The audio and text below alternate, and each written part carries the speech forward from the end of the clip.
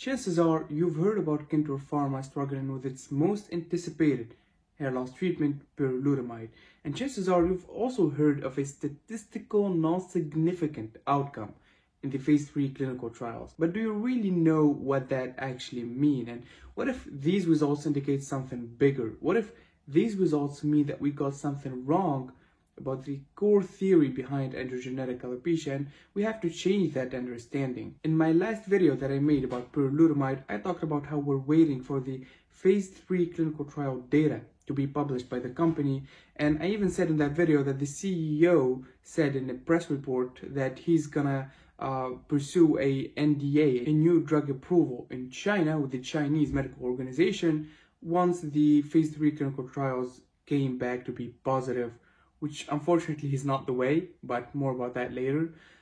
If you don't have any idea about what we're talking about, a good starting point would be the video that I'm talking about. I'll make sure to post it over here so you can click on it and get the initial ideas behind berlutamide and why this is so important. But the reason I'm making this video is because a couple months ago, the Kintor Pharma company published a freaking disaster. It was a long document describing the phase 3 clinical trial outcome. It was not a detailed one, but you can call it a little briefing. And one of the information that we got is that Kintor Pharma company said that the results showed that the overall safety of the trial was good. Remember, we're talking about the Chinese phase 3 clinical trial here, with KX826, which is the other name of berlutamide, demonstrating excellent safety profile and no serious adverse events was reported after 24 weeks of treatment. Target area hair count of the treatment group showed that KX826 promoted hair growth compared to baseline, which is good, with statistical significance. Compared with placebo though, there was a target area hair count improvement at all vision point in the KX826, the berlutamide group, with no statistical significance. But a trend of efficacy was observed, and we can basically wipe our asses with that trend of efficacy because I'm gonna explain or try to explain the concept of statistical significance so that you'll understand the gravity behind this report. Statistical significance is defined by the likelihood of study results being due to chance. If there is a high statistical significance, then there is a low probability that the results are due to chance. Keep in mind that differs from clinical significance that measures the effect of treatment outcomes, which in this case is present even in the phase 3 clinical trials of berlutamide. Which was absent is the statistical significance, which again basically signifies that during the studies, the outcome that was observed, which is a positive outcome in the KX826, the berlutamide group, can be or is likely to be due to chance. So that's basically, in common language, is the equivalent of the drug having no efficacy demonstrated in the trial. Now, one theory that's circulating around the internet, and I even saw a fellow YouTuber, Hair Cafe, which is a great channel by the way, said this theory is maybe Kintor Pharma made a mistake in designing this study. So maybe their researchers made a study mistake, and that's why we got this statistical significance rather than a problem with the compound itself. Although I don't really see that explanation plausible because Kintor Pharma is a big company, lots of resources, lots of money, opportunity to hire the best and top of the top researchers and scientists and data analysts in the Chinese market, I would assume. So I wouldn't think that theory to be a good explanation. A better explanation rather than that is the drug just performed badly in the phase 3 clinical trials, and that cannot be due to chance. Chances are the drug just isn't effective in treating hair loss. And just to reiterate on my last point, reiterate, what's the right word? Guys, English is not my first language. You got what I mean.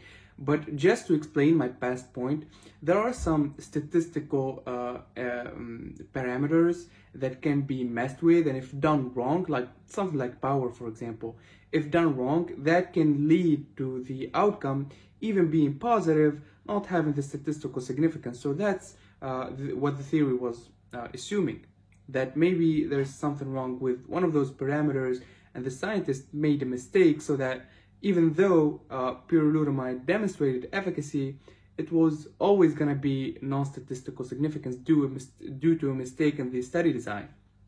Although again, I really don't think that's a highly likely possibility. Now remember, I want you to keep in mind that in the phase 2 clinical trials for pyrrolutamide, we saw an improvement of 16 hairs per square centimeter from baseline versus the placebo group, which is a enormous efficacy profile. One that is comparable to using finasteride for a whole year. And this study design was the phase 2, meaning study design was only for 6 months. So to have a 16 hairs per square centimeter improvement from baseline versus placebo, and then getting maybe efficacy but non-statistical significant in the phase 3 is not really a good sign. And yeah, basically these news are as badly as you can imagine.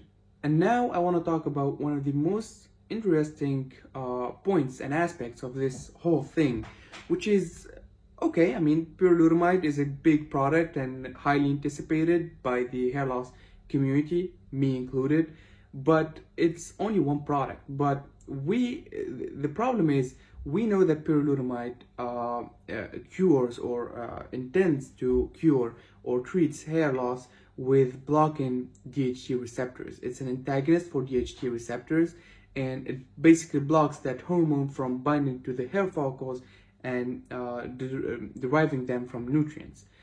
And we know that we saw an efficacy in the phase 2 clinical trials. So if the phase 3 clinical trials gave us this outcome, maybe we got something wrong behind the core theory behind androgenetic alopecia. Maybe the problem wasn't DHT all along. Maybe we have another problem, maybe some genetic susceptibility in other terms other than DHT receptors expressing on hair follicles. I don't know, but this was one of the leading theories I saw on the internet, that maybe pyrrolutamide not having the biological plausibility, not having the outcome that we all waited for based on the theory behind hair loss and the phase 2 clinical trials, maybe we got something wrong behind the core mechanism of action of hair loss. Could that be?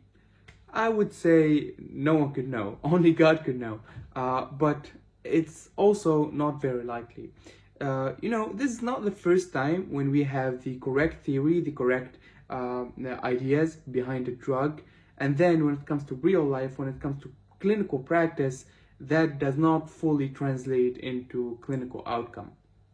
The human body is quite complex, and even though we could know the theory behind some diseases and some compounds and some pharmacological mechanisms, there are plenty of things that we know nothing about, and those little factors could intervene here and there and lead to non-biologically plausible outcome, an outcome that we could not explain based on the theories and the understanding that we have, but it could happen. And in my opinion, this doesn't mean that we should change our understanding about hair loss. And some people were calling for jumping back to the blood flow theory, the blood flow, like Hair Cafe says.